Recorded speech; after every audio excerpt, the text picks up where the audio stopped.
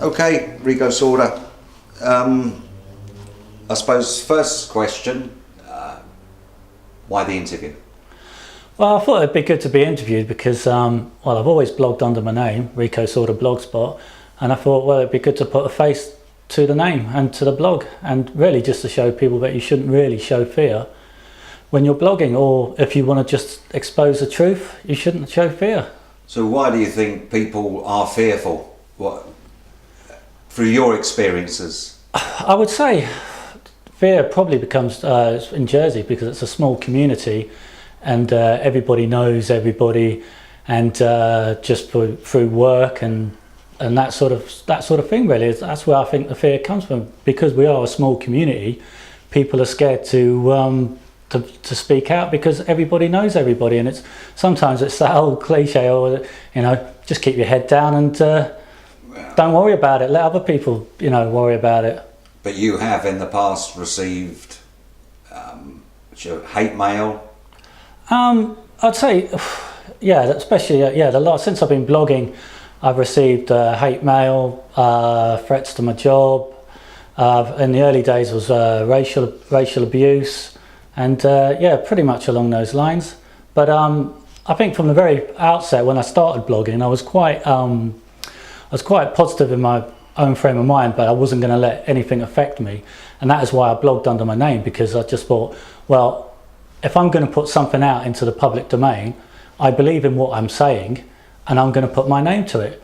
And if anybody has a problem with what I'm saying, then they can contact me. I'm not that hard to find, and and I'm always prepared to talk to someone. If I put something out and someone says, oh, that's not right, or I have a problem with it, then they can contact me and we can talk about it.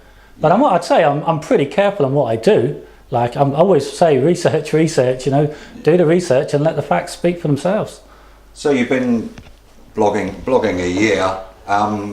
What do you hope to gain out of it? What do you think that you're going to get from blogging? It's a question I ask myself probably daily.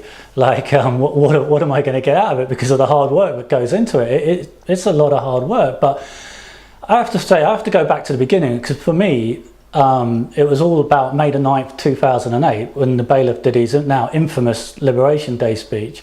When I'd been following the child abuse scandal, I'd been following it. But when I read the bailiff's May the 9th Liberation Day speech, that was the first time I thought to myself, they're going to cover it up. That was the first time I really thought to myself, that's not right, something's going on here. And so I just started looking around the forums with what was going on, brought myself a computer because I wanted to get involved, and that was when I made the decision that the first time I left a comment that I was going to do it under my name, and I was going to stand by what I wrote, because that's what I felt, and it was my opinion, and basically that was it. I think you and I agree on why we're having to do this, and one of the biggest reasons is, as far as I'm concerned, is the mainstream media aren't doing it. The mainstream. People always say to me about the mainstream media, and then and I always say, right, okay, yeah, because I'm pretty harsh on the mainstream media. There's no investigative journalism going on in Jersey, and I always say, the media should be holding the government to account. They have a very specific role to play. They should be asking proper, direct questions to the ministers, to the government, and not just getting fobbed off with stupid answers, but pushing, demanding answers. And by doing that, you're keeping the government in check, and you're keeping the ministers in check, because they know they can't then just waffle any spiel out, because they know they're going to get pulled up on it. Now, what I was seeing from the child abuse scandal, it was just comical. No one was asking any real questions. There was like a set agenda. It was discredit the investigation, and that was it. But slowly but surely, I just kind of got sucked into my own research and looking. And then I started, all the facts I was finding, I actually started on a forum called Planet Jersey, which I found was a great outlet for me to put my views across. In the early days, I've got to admit, I was quite angry, because when you first start looking at what's going on in Jersey, and that you just get angry. I was really angry, like, you know, I read back some of my comments now in the early days and I think, my God, did I really write that? But I can see the anger.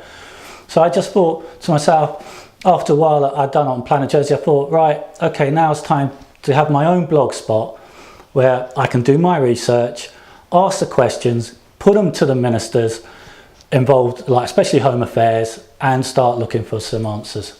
I always say truth, honesty and integrity. That's all I ask, you know. That's right, simple. There are an awful lot of Jersey local blogs. Would you say that is because, again, of the mainstream media not doing their job properly? Let me put it this way. Do you think if the mainstream media in Jersey were doing their job properly, there wouldn't be as many blogs? If the mainstream media in Jersey was doing a job, I mean, I don't think we're even that properly yet. I mean, if they were doing a job, I wouldn't be blogging. It's as simple as that. I mean, why? I mean, I've got a life, and that you know, I've got stuff to be getting. I get home from work. I have probably a 2-hour period where I do my research, get something up online, you know, make sure I'm factually correct. Now, if the mainstream media were doing a job, then I wouldn't be doing a job, because why would I need to? I mean, there's absolutely no need for blogs. And I will say there's quite a diverse blog sphere out there. Not every blog's political. I know there's some blogs on the climate, you know, and then there's just normal blogs, like where people just write about their stuff, like, you know. I just chose mine was to be political.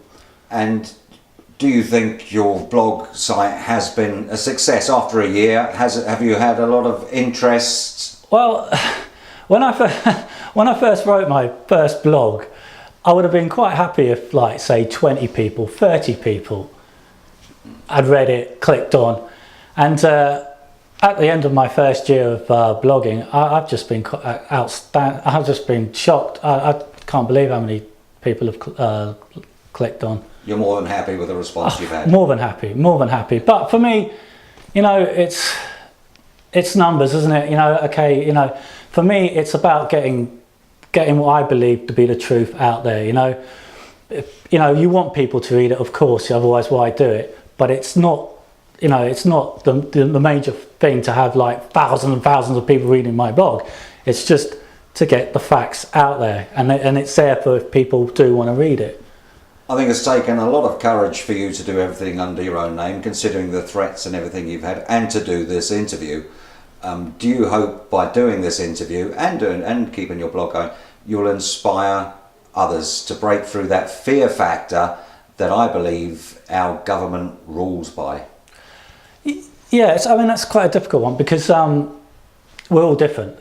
You know, I have my own personality, and that is that, you know, I can deflect quite a lot of the abuse that I was receiving. You know, some of it I just laughed off. You know, it was just comical. Like, you know, it's not nice to get, but my character is, well, you know, I can deal with that because I'm set in how I want to go. You know, I've got to find the truth here. Like, you know, and you know, if someone's taking the time out to write something abusive about me, or, you know, whatever about me, then I must be doing something right, because all I'm doing is looking for the truth. Now, if someone can't handle that, then I must be doing something right.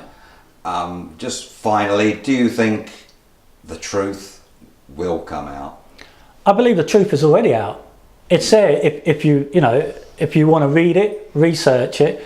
You know, if you really want to if you've got an interest to say in the abuse scandal, and you don't believe what you read in the mainstream media, I believe between like my blog, Voice for Children, Tony's Musings, Planet Jersey, there's enough out there where you can formulate a very good, strong opinion of what the truth is. And finally, so it doesn't sound like you're going to be giving up blogging anytime soon. I wish. Well, if the mainstream media decided tomorrow that, you know, they're going to like take a totally new approach to reporting in Jersey, then I close my computer.